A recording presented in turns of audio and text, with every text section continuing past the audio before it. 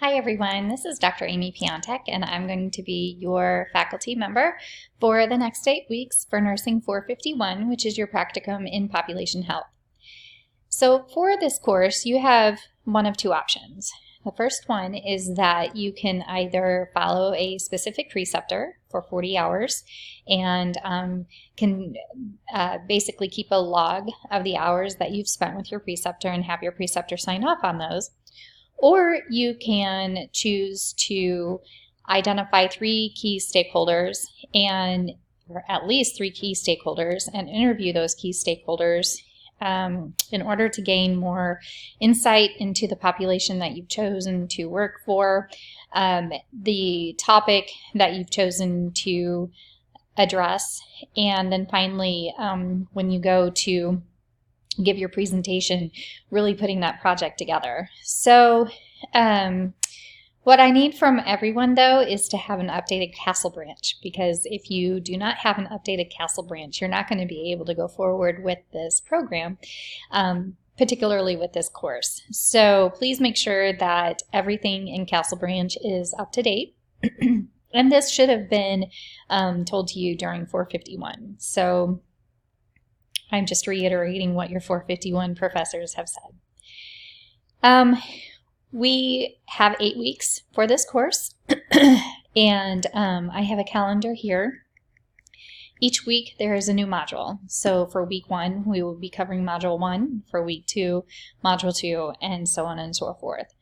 So deadlines are usually on Sundays at midnight, with the exception all the way down at module 8, your share it presentation will be due Monday, December the 9th. But we'll talk in a little bit more detail each week about what assignments are due.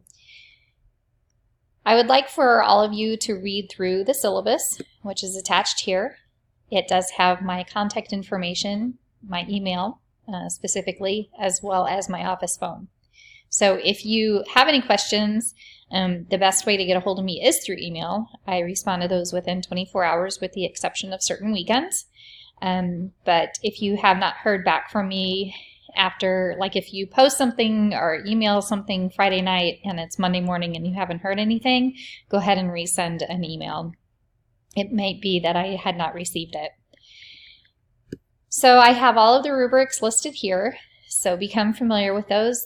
These rubrics are specific to the projects that you will be completing. We have the aggregate outcomes as well as our student learning outcomes. And then of course, our academic honesty policy and our ADA policy. My gold standard expectation is that I will have everything graded within 1 week of receiving your assignment. The exception to that are lengthy assignments, which might take a little bit longer for me to grade.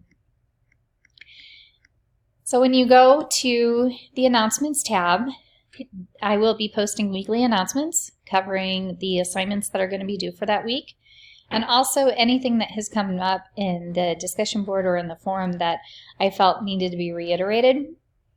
The faculty tab has my contact information, again, my phone number, well, it's my work number, as well as my email address. So we don't have established office hours because everyone has very different schedules. So if there is a time that you would like to meet, either in person or through Zoom or through a phone call, please just send me an email on a date and time that works best for you, and we'll try to make that happen. I have a link for the help desk or IT support. Sometimes Blackboard does get a little glitchy. So if that does happen, you can reach out to IT. It's a good idea just to click on this section here, write down the help desk email address, and that way you'll have it handy. So if Blackboard does go down, you have their email address that you can contact them. If that does help, or if that does happen, just go ahead and CC me on that email that you send to help desk as well.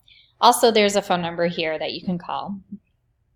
So whenever you're creating your video for the Share It presentation, and then for the presentation that you're going to be doing for your population, the best way to do this is through a YouTube video.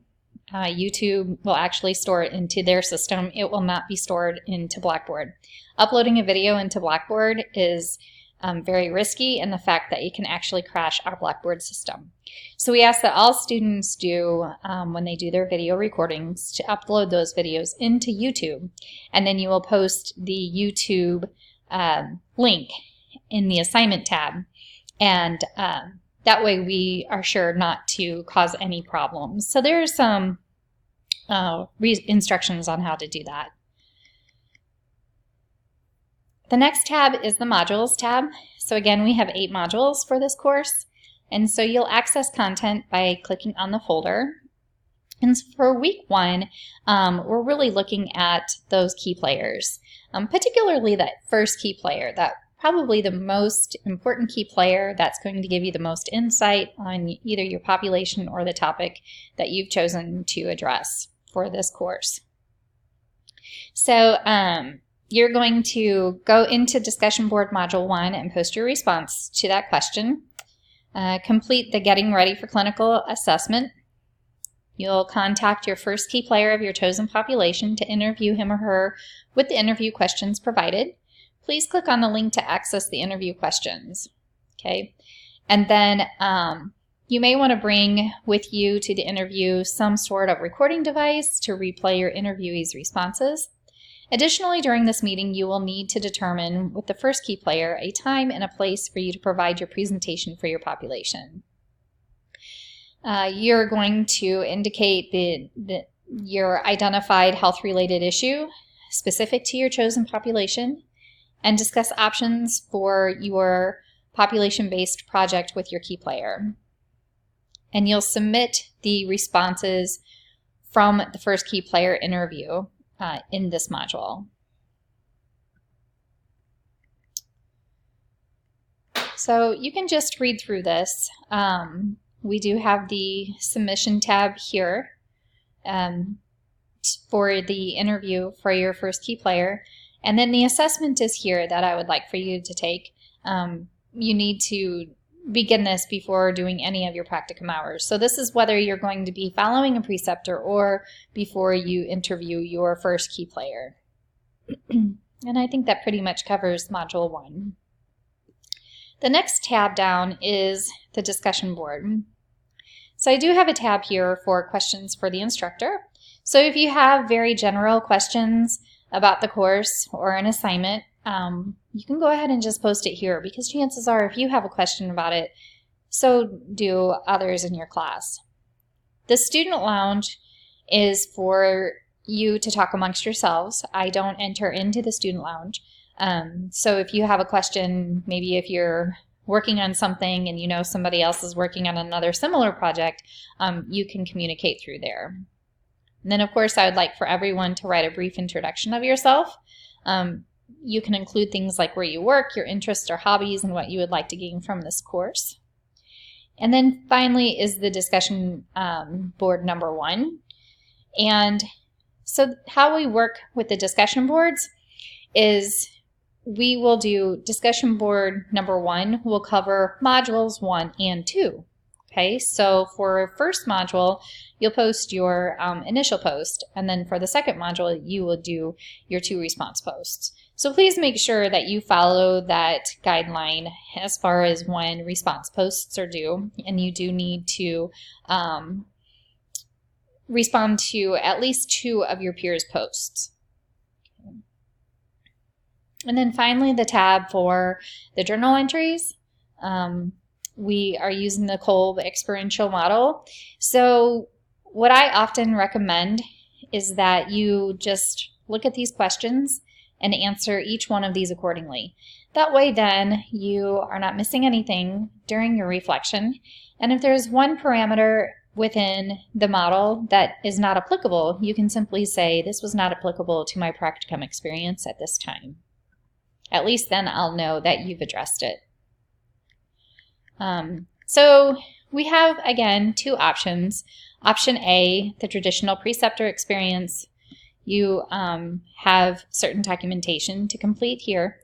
And then, of course, option B, the experiential learning activities. This is where you isolate those 3, at least 3 stakeholders, key players.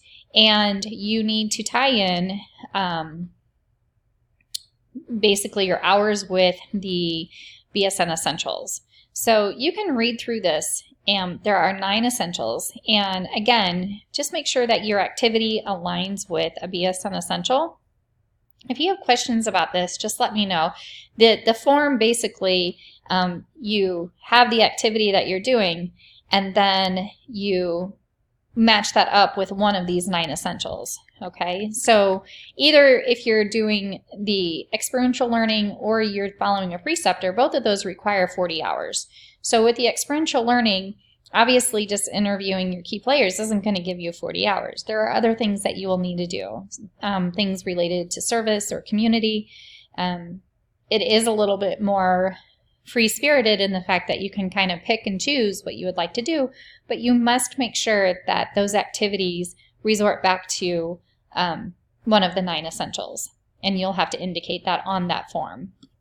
And then finally, we have the practicum log again.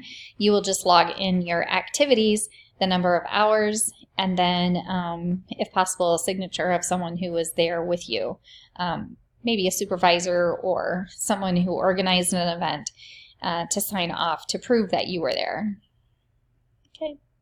So I think that pretty much covers everything. I just wanted to remind everyone that anytime you submit an assignment, make sure you go into the gradebook and look for the icon that it's a yellow circle with a white exclamation point.